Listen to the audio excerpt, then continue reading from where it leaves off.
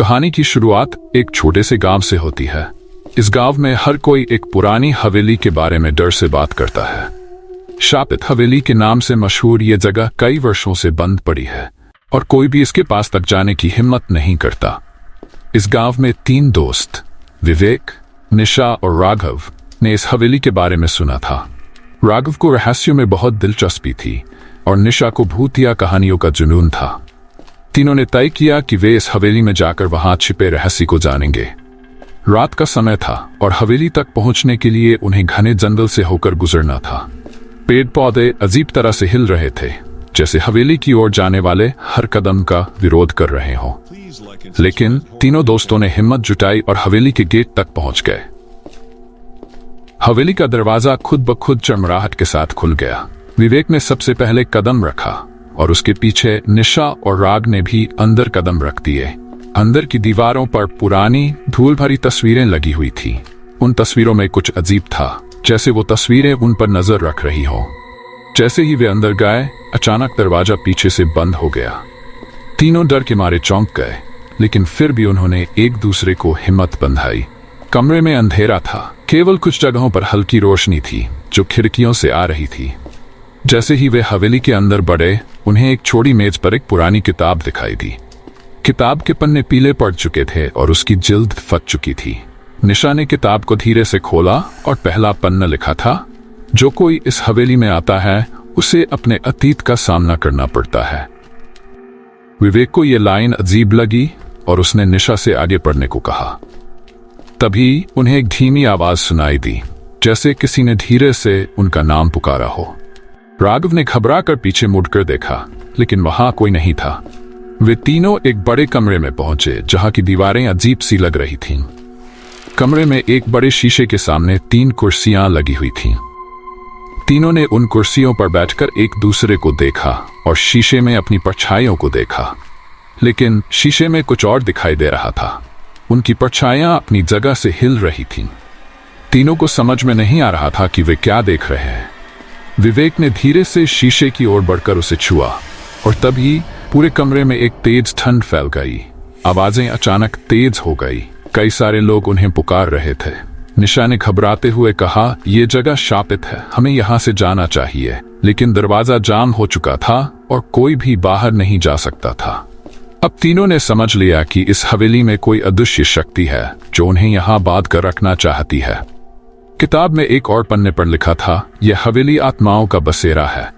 आगे लिखा था, वो आत्माएं जो अपने अधूरे सपनों में फंसी हैं और यहां फंसे हर व्यक्ति को अपनी कहानी सुनाने को आतुर है। जैसे ही उन्होंने पढ़ा, चारों ओर से परछाइयां उमड़ने लगीं, जो धीरे धीरे इंसानों का रूप ले रही थी। हर परछाई की आंखों में एक अधूरी दास्तान छिपी थी, एक अनकही पीड़ा, एक ऐसा दर्द जिसे वे तीनों समझ नहीं पा रहे थे। पहली आत्मा ने कहा, मैं यहां इसलिए फंसा हूं क्योंकि मेरी आखिरी इच्छा पूरी नहीं हुई। वह एक पुरानी पोशाक में था और उसकी आंखों में उदासी झलक रही थी।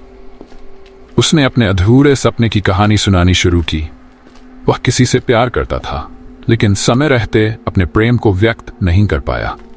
दूसरी आत्मा ने भी अपनी दर्द भरी कहानी सुनाई। वह अपने परिवार को छोड़कर चला गया था और वापस लौटने से पहले ही उसकी मृत्यु हो गई। तीनों दोस्त उन कहानियों को सुनते सुनते सिहर उठे। अब उन्हें समझ में आ रहा था कि इस हवेली का रहस्य सिर्फ डर नहीं था, बल्कि यहां छुपी पीड़ाओं का जाल था।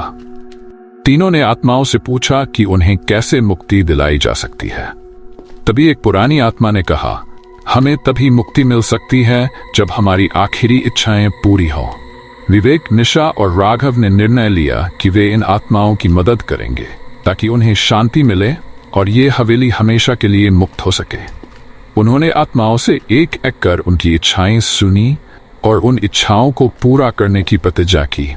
जैसे ही उन्होंने किसी आत्मा की इच्छा पूरी की, वह आत्मा एक हल्की रोशनी में बदलकर हवेली से बाहर निकल गई। हर आत्मा को मुक्ति मिलने के बाद हवेली के अंदर का अंधेरा धीरे धीरे कम होने लगा। लेकिन तभी एक भयानक चीख सुनाई दी। हवेली की सबसे प्राचीन आत्मा अभी भी वहां फंसी थी। यह आत्मा हवेली का पुराना मालिक था, जो इस हवेली को छोड़कर कभी नहीं जा पाया। उसने तीनों को कहा, मैं कभी मुक्त नहीं हो सकता। यह हवेली मेरी पहचान है और जब तक मैं यहाँ हूँ यह हवेली शापित रहेगी। उस आत्मा ने उनसे मदद की भीख मांगी, लेकिन एक शर्त रखी। उसने कहा कि इस हवेली की शापित शक्ति को तोड़ने के लिए एक जीवित आत्मा को यहां रहना होगा। तीनों दोस्तों ने एक दूसरे की ओर देखा। यह एक कठिन निर्णय था। अंत में विवेक ने कहा, अगर मेरी बलि से इस हवेली को शांति मिल सकती है तो मैं ये करने के लिए तैयार हूं। निशा और राघव ने उसे रोका, लेकिन विवेक अपनी बात पर अड़िग था। विवेक ने आखिरी बार अपने दोस्तों को गले लगाया और कहा, याद रखना, हमारी दोस्ती अमर रहेगी।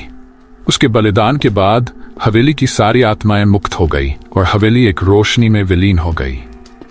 निशा और राघव ने वापस जाकर उस जगह पर विवेक की याद में एक छोटा स्मारक बनाया। हवेली हमेशा के लिए गायब हो चुकी थी और उस जगह अब एक खूबसूरत बगीचा बन गया था। कुछ समय बीतने के बाद निशा और राघव ने अपने जीवन में आगे बढ़ने की कोशिश की, लेकिन हवेली की खौफनाक यादें और विवेक का बलिदान उनके दिलों में गहराई तक बस गया था। दोनों अक्सर विवेक को याद करते और सोचते कि उन्होंने उसे इस शाप से मुक्ति दिलाने के लिए हवेली में छोड़ तो नहीं दिया। लेकिन एक रात जब निशा अपने कमरे में सो रही थी, उसे अपने कानों में एक धीमी परिचित आवाज सुनाई दी, निशा, राघव, मुझे मुक्त करो। वह अचानक घबरा कर उठ बैठी। यह आवाज विवेक की थी। निशा ने तुरंत राघव को फोन किया और उसे सब कुछ बताया। राघव ने भी स्वीकार किया कि उसे भी कुछ दिनों से इसी तरह की आवाजें सुनाई दे रही थीं। उन्हें समझ में आ गया कि विवेक पूरी तरह से मुक्त नहीं हुआ है। उसकी आत्मा अब भी हवेली में कहीं फंसी हुई है। हालांकि दोनों को पहले से ही बहुत डर था, लेकिन उन्होंने तय किया कि वे एक बार फिर हवेली में लौटेंगे और विवेक को शाप से मुक्त करने का हर संभव प्रयास करेंगे। अगली रात दोनों उसी भयावह हवेली के पास पहुंचे। जंगल अब भी उसी तरह अंधेरे में ढका हुआ था और हवेली का दरवाजा अब भी अजीब तरीके से चमड़ा रहा था। लेकिन इस बार जैसे ही वे अंदर पहुंचे, हवेली में कुछ बदला हुआ लगा। पूरे हॉल में सफेद धुआं और ठंडी हवा बह रही थी और चारों तरफ एक अजीब सी ऊर्जा महसूस हो रही थी, जैसे हवेली खुद ही उनके स्वागत में खड़ी हो। वे धीरे धीरे उस कमरे में गए जहां वे आखिरी बार विवेक से मिले थे। कमरे के अंदर जाते ही उन्हें एक परछाई दिखी। एक मध्यम रोशनी में विवेक की आकृति दिखाई दे रही थी। उसकी आंखों में दर्द और पीड़ा थी और उसकी आवाज में एक अजीब सी कातरता थी। विवेक की आत्मा ने धीरे से कहा, तुम्हें मुझे यहां से बाहर ले जाना होगा। राघव ने हिम्मत जुटाई और उससे पूछा, कैसे? तुम्हें यहां से बाहर कैसे ले जा सकते हैं? विवेक ने बताया कि वह केवल तभी मुक्त हो सकता है जब हवेली का सबसे गहरा रहस्य उजागर हो। वहां एक पवित्र पत्थर है जो हवेली की ताकत का स्रोत है, लेकिन उस पत्थर तक पहुंचना आसान नहीं है। उसके चारों ओर एक ऐसा जादुई घेरा है जिसे केवल सच्चे दिल से प्रवेश करने वाला ही पार कर सकता है। दोनों ने विवेक की बताई हुई दिशा में जाना शुरू किया। हवेली की दीवारें अब धीरे धीरे बदलने लगीं। उनके सामने कई दरवाजे खुलने लगे और गूढ़ संकेतों से बने चिन्ह दिखाई देने लगे। निशा और राघव ने अपनी हिम्मत बांधी और हर दरवाजे को पार करते चले गए। आखिरकार वे हवेली के सबसे अंधेरे कमरे में पहुंचे। यहाँ एक बड़े पत्थर की वेदी थी जिसके बीच में एक लाल चमकता हुआ पत्थर रखा था। वह पत्थर एक अजीब सी रोशनी बिखेर रहा था और उसकी चमक इतनी तीव्र थी कि उन्हें अपनी आंखें बंद करनी पड़ी। जैसे ही वे पत्थर के पास पहुंचे, हवेली के अंदर की दीवारों से आवाजें आने लगीं। हर आत्मा उन्हें रोकने की कोशिश कर रही थी, लेकिन निशा और राघव ने तय कर लिया था कि वे विवेक को मुक्त करवा कर ही रहेंगे। विवेक की आत्मा ने उन्हें बताया कि उस पत्थर को तोड़ने के लिए किसी को अपना खून देना होगा। ये सुनकर राघव ने आगे बढ़कर अपने हाथ पर चाकू चलाया और खून के कुछ बूंदें पत्थर पर टपका दी। जैसे ही खून पत्थर के संपर्क में आया, हवेली अचानक तेज रोशनी से भर गई। आसपास की दीवारें हिलने लगीं और आत्माओं की चीखें हवेली के चारों ओर गूंज उठीं। वह पत्थर धीरे धीरे पिघलने लगा और हवेली की सभी आत्माएं उस रोशनी में समा गई जैसे उन्हें मुक्त किया जा रहा हो। रोशनी के बीच में विवेक की आत्मा धीरे धीरे विलीन होने लगी।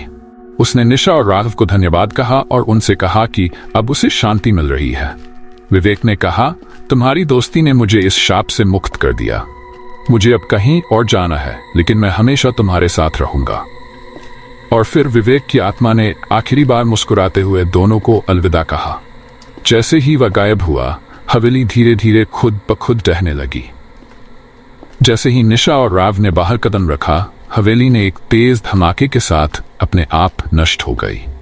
उस स्थान पर अब एक खाली मैदान रह गया, जैसे कभी वहां हवेली थी ही नहीं।